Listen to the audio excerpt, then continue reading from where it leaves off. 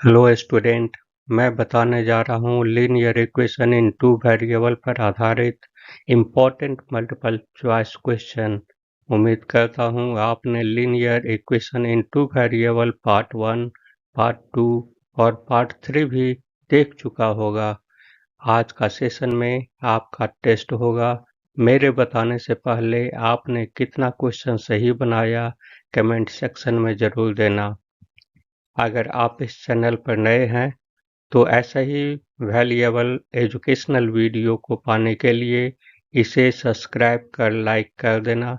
ऐसा करने से नए वीडियो का नोटिफिकेशन सबसे पहले आपको मिलेगा और इसका लिंक को भी अपने दोस्तों में शेयर कर देना। हो सकता है किसी और का भला हो जाए। If 29x plus 37y equal to 103 and 37x plus 29y equal to 195, then x equal to 1, y equal to 2, x equal to 2, y equal to 2 and x equal to 3, y equal to 2, x equal to 2, y equal to 3। ये 4 option में right option choose करना है। तो यहाँ पर जो है सो ये दो इक्वेशन दिया हुआ है और ये दोनों इक्वेशन को क्या करेंगे, दोनों एक बार ऐड कर देंगे। ये पहला इक्वेशन हो गया, ये दूसरा इक्वेशन हो गया। ऐड करेंगे 36 कॉमन आएगा और x प्लस वाई हो जाएगा और इधर इसको ऐड करेंगे तो यहाँ 198 आया, यानी x plus y equal to 3 आया। और उसके बाद जब सब्ट्रैक्ट करेंगे दोनों को तो हमारा -8 कॉमन जाएगा, x plus y equal to 8 आया, यानी y -8 इक्वल टू 1 आया। इसको x प्लस वाई और x minus y minus x equal to 1, ये दोनों को जो है ये क्या करेंगे, ऐड करेंगे। ऐड करने पर 2y इक्वल टू 4 आया, तो y इक्वल टू हमारा क्या हो जाएगा 4/2, यानी 2 आया। तो यहाँ जो है x इक्वल टू 3 है दिया हुआ, तो इससे जो है इसमें क्या करेंगे, y का वैल्यू जो है पुटअप कर देंगे। y इक्वल टू 2 आया यहाँ से, तो ये जो है x इक्वल टू हमारा क्या हो जाएगा 1, तो x इक्वल टू 1 आया और y इक्वल टू 2, तो हमारा ऑप्शन जो है ए हमारा question number 2। 3y equal to x plus y plus 2y x minus y equal to 2 and 9y y x plus y minus 4y x minus y equal to 1, then x equal to this, y equal to this. इसी प्रकार से जो है यहाँ 4 option दिया हुआ है। 4 option में कौन कौन सा ये राइट होगा वो लिखना है। तो इसमें क्या करेंगे, यहाँ फ्रैक्शन में है। जब भी हम पहले कहे थे कि फ्रैक्शन में जब रहेगा तो u और v मान करके उसको सॉल्व करेंगे। तो 1y(x plus y equal to u ले लिए हैं और 1y(x minus y equal to भी ले लिए हैं। तो इस प्रकार से हमारा क्या हो जाएगा, पहला इक्वेशन से 3u plus 2v equal to 2 हो गया और हमारा दूसरा इक्वेशन जो है 9u minus 4v equal to 1 हो गया, यानी पहला इक्वेशन में हम 2 से मल्टीप्लाई करेंगे और दोनों को ऐड कर देंगे। तो हम क्या देखते हैं कि 15u equal to 5, then u equal to 1/3, इसलिए 3u plus 2v equal to 2, तो यहाँ पर u का वैल्यू जो है पुटअप करेंगे और तो हमारा हो जाएगा 2v इक्वल टू 2 माइनस 1, यानी v इक्वल टू 1/2। अब जो है सो x plus y equal to हमारा u माने थे 1y, यहाँ पर जो है इस जगह पर तो इसको यहाँ u माने थे तो 1/3 आया, तो x plus y equal to हमारा हो जाएगा 3 और x माइनस वाई हो जाएगा हमारा 2। तो इस प्रकार से हमारा हो जाएगा यहाँ 2x equal to 5, then x equal to 5/2। तो अब जो है अगला इक्वेशन से y equal to 3 minus x, then y equal to 3 minus x minus 5/2, x का वैल्यू जो है पुटअप कर दिए तो y का वैल्यू हमारा हो गया 1/2। इस प्रकार से हम क्या देखते हैं, ऑप्शन बी हमारा जो है यहाँ पर ये 2 to the power x plus y equal to 2 to the power x minus y equal to √8। Then the value of y equal to 1/2, 2/3, 0 and none of this. तो इसके लिए हम क्या देखते हैं कि यहाँ पर जो है ये 3 कंडीशन जो है दिया हुआ है, ये इक्वल एक दूसरे का है। तो इसको जो है सो ये बेस हमारा क्या है 2 है, तो इसलिए √8 को भी जो है सो √2 के फॉर्म में ला देंगे। 2 के फॉर्म में ला देंगे तो √8 को जो है इस प्रकार से हम लिखेंगे 2 टू द पावर 3/2। तो इस प्रकार से हमारा क्या हो जाएगा, x plus y equal to x minus y equal to 3/2। तो x plus y equal to 3/2 ले लेंगे एक बार, यानी फर्स्ट टर्म और लास्ट टर्म, और फिर second term equal to last term कर देंगे। तो दोनों से क्या होता है, ऐड करेंगे तो हमारा y जो है सो कट जाएगा, तो 2x इक्वल टू 3 बच गया, x इक्वल टू 3/2। देन इससे जो है हम क्या देखते हैं कि y इक्वल टू 3/2 हुआ माइनस 3/2 इक्वल टू 0 हो जाएगा। इस प्रकार से हम x इक्वल टू 3/2 लिए और y इक्वल टू हमारा 0 आ गया। तो इस प्रकार से हमारा आंसर जो है ये 0 हुआ। चूंकि हमको यहाँ निकालना है x का वैल्यू जो है निकालना नहीं है, y का वैल्यू हमको निकालना है, इसलिए आंसर हमारा C correct. Question number 4, the system kx minus y equal to 2 and 6x minus 2y equal to 3 has the unique solution only when k equal to 0, k does not equal to 0, k equal to 3, k does not equal to 3। तो इसके लिए हम क्या करेंगे कि unique solution पहले हम बता चुके हैं कि कैसा कंडीशन में होगा, यानी हमारा ये इक्वेशन का नेचर जो है इस स्टेट में रहेगा तो हम कहेंगे यूनिक सॉल्यूशन होगा, यानी a1/a2 does not equal to b1/b2 होना चाहिए। तो वही हम यहाँ पर टेस्ट कर लेंगे, यानी a की जगह पर हमारा क्या है दिया हुआ, x का कोफिशिएंट k है, y ये x का कोफिशिएंट हमारा यहाँ 6 है, तो ky6 हो गया, डज नॉट इक्वल टू 1/-2 हो गया।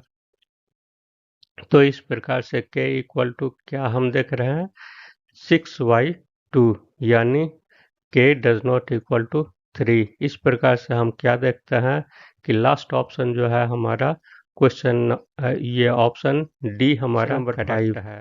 The pair of equations this equal to 0 and this equal to 0 has a unique solution, exactly two solution, infinitely many solution, no solution। तो ये जो है दोनों इक्वेशन जो है दिया हुआ, दोनों इक्वेशन का ये टेस्ट कर देंगे, ए बी सी का नेचर हमारा क्या है, उसके आधार पर ये कंक्लूजन निकाला जाएगा। तो यहाँ पर हम देखते हैं आगे पहले इक्वेशन में एक्स वाई माइनस 3 हो गया इक्वल टू 2y माइनस 6 हो गया, और फिर सी का देखते हैं 5y1 हो गया। यानी हमारा ये ए वाला जो है ये और ये हमारा इक्वल आ रहा है और सी वाला जो है सो डज नॉट इक्वल आ रहा है। तो इस प्रकार से हम क्या कहेंगे कि ये जो है नो सॉल्यूशन होगा। तो हमारा एक कौन सा ये ऑप्शन सही होगा? क्वेश्चन ये ऑप्शन डी हमारा करेक्ट होगा। The pair of the equation 2x plus 3y plus 5 equal to 5 and 4x plus 6 equal to 15 has unique solution, exactly two solution, infinitely many solutions and no solution। फिर ठीक उसी तरीके से previous question की तरह जो है ये कोफिशिएंट ए बी और सी का जो है दोनों इक्वेशन का निकाल देंगे। तो हमारा a1y(a2), b1y(b2) और c1y(c2)। तो हम यहाँ देख लेंगे 2y4 आ गया। यहाँ जो है इक्वल टू हो जाएगा, इक्वल लिखना है। 3y6 हो गया, does not equal to 5y15 हो गया। इसलिए इसको सॉल्व करेंगे 1y2 equal to 1y2 does not equal to 1y3 आया। तो इस प्रकार से कंडीशन हमारा क्या होगा? ये डी होगा, option question 7। If the pair of the linear equation is inconsistent then their graph line will be. हमारा इनकॉन्सिस्टेंट जब रहेगा तो हमारा लाइन कैसा रहेगा, यानी नेचर हमारा लाइन का क्या रहेगा। तो ग्राफ करके जो है पहले हम ये पार्ट 2 में हम बता चुके हैं, उसको थोड़ा रिवाइज कर लेना है और उसी के आधार पर कुछ क्वेश्चन कभी कभी रिपीट कर देता है। तो इसलिए यहाँ पर 4 ऑप्शन है, उसको देख लेना है। तो इन केस ऑफ इनकॉन्सिस्टेंट उसमें बता चुके हैं कि हमारा कंडीशन ये रहेगा, तो इक्वेशन जो है इनकॉन्सिस्टेंट होगा। तो यानी a1y(a2) equal to b1y(b2) does not equal to c1y(c2) रहेगा, तो नो सॉल्यूशन होगा। तो इस केस में हमारा क्या होगा? दोनों स्ट्रेट लाइन जो दिया हुआ रहेगा वो पैरेलल होगा, does not intersect at a certain point. तो ऑप्शन हमारा ये क्या हो जाएगा? नो पैरेलल, यानी इक्वेशन ये 1 हो गया यहाँ right answer. Question number 8, if pair of linear equations is consistent then their graph line will be parallel, always coincident, always intersecting और coincident। ये जो है इस केस में जो है इन case of consistent case graph will be, इस case में जो है ये इंटरसेक्ट करेगा या एक दूसरे पर जो है ओवरलैप होगा। इसलिए हमारा ये ऑप्शन डी जो है यहाँ करेक्ट होगा। In a triangle ABC, angle C equal to 3 angle B equal to 2 into angle A plus angle B, then angle B equal to what? 20 degree, 40 degree, 60 degree and 80 degree. तो ये जो है so equation दिया हुआ है।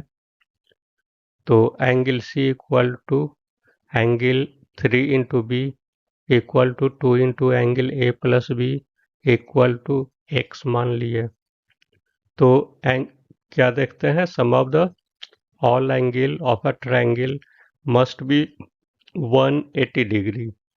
Then XY2 equal to हमारा plus x, यानी हमारा ये जो है angle B plus angle C क्या हो जाएगा? इतना इक्वल टू क्या हो जाएगा? ये 2 जो है सो हम इधर ला देंगे, तो वह XY2 हो जाएगा। तो हमारा ये हो जाएगा XY2 plus x equal to 180। Then x equal to 180 into 2/3 यानी 120 हो गया। यानी इसलिए 3b equal to 120 degree, then b equal to 40 degree. तो आंसर हमारा यहाँ पर question number 10, in a cyclic quadrilateral ABCD, it is being given that angle A equal to this, angle B equal to this, angle C equal to this, and angle D equal to this. Then angle B equal to what? ये जो है सो cyclic quadrilateral है। Cyclic quadrilateral में क्या होता है? Opposite angle one sum of the opposite angle must be 180 degree. तो in case of cyclic quadrilateral, angle A equal to angle C equal to 180 degree हो गया, और इसका बाकी जो है बी और डी का जो है सो ये भी हमारा 180 डिग्री हो गया। तो सभी को जो है सो वैल्यू सब्स्टिट्यूट कर देंगे, दिस इक्वल टू 180 डिग्री। इसी को सॉल्व करेंगे तो हमारा हो जाएगा x plus y equal to 100।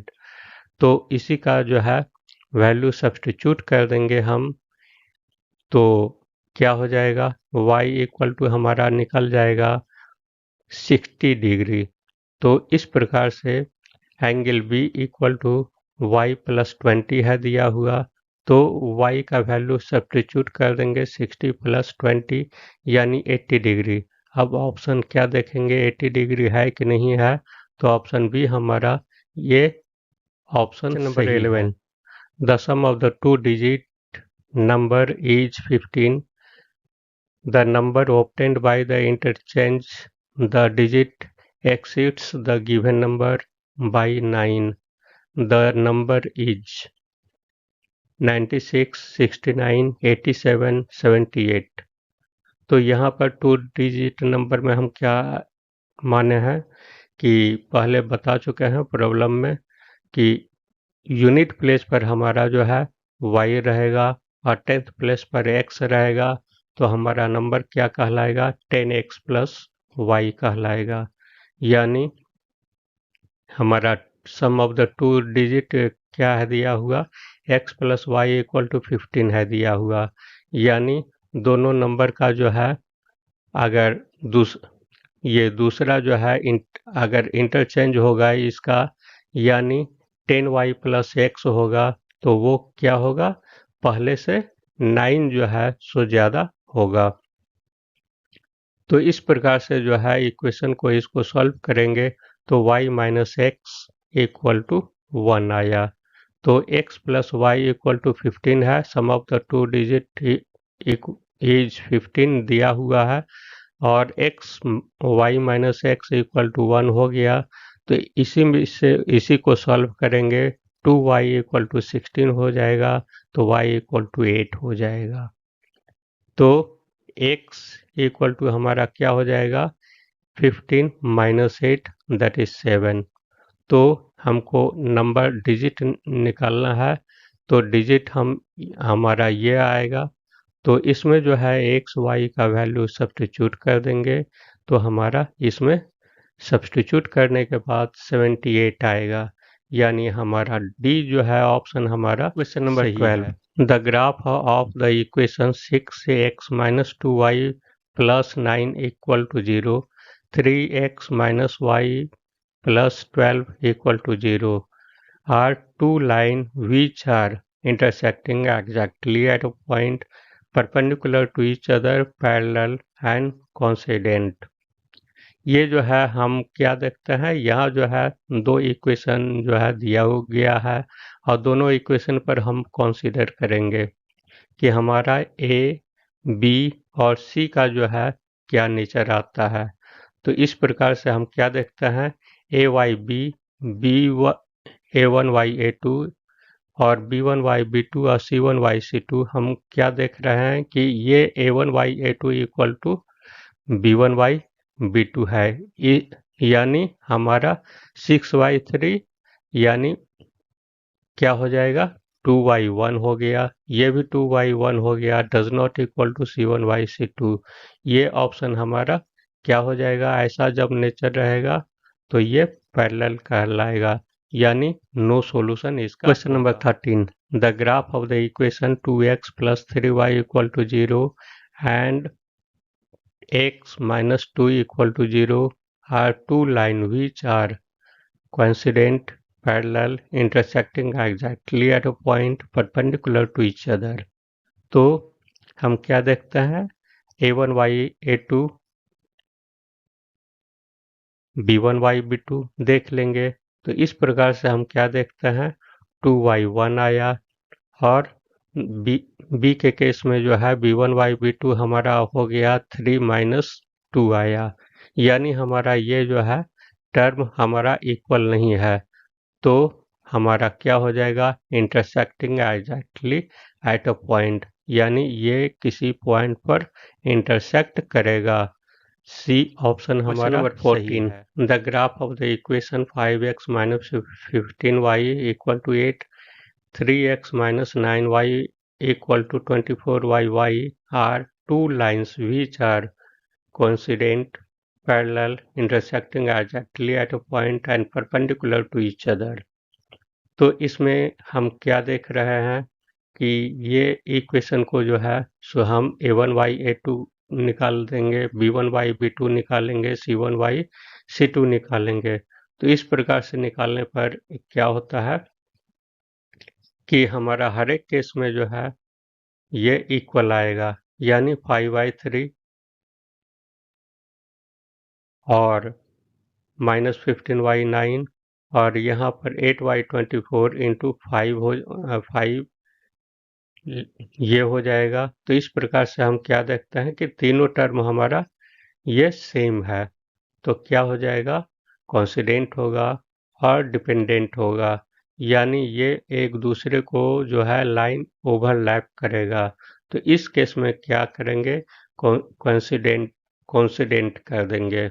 तो ये हमारा ऑप्शन ए सही। Last question number 15, what is the condition for the no solution if the equation are this and this। यहाँ पर इक्वेशन नहीं दिया हुआ है, ये जनरल इक्वेशन है दिया हुआ। तो जब स्टूडेंट को याद रहेगा तो ये तुरंत जो है वो ऑप्शन क्या करेगा, यहाँ नो सॉल्यूशन दिया हुआ है, नो सॉल्यूशन का कंडीशन जो है हमारा ये देख लेना है कि ऑप्शन में है कि नहीं है। यानी यहाँ पर a1y a2 है और b1y b2 और does not equal to c1y c2 है। ये ऑप्शन सही है, यानी ऑप्शन बी करेक्ट हुआ। तो इस प्रकार से हमारा MCQ क्वेश्चन सभी सॉल्व हो गया। तो thanks for watching the video, subscribe and like it, share the video to your friends to get knowledge in the mathematics. Have a nice day.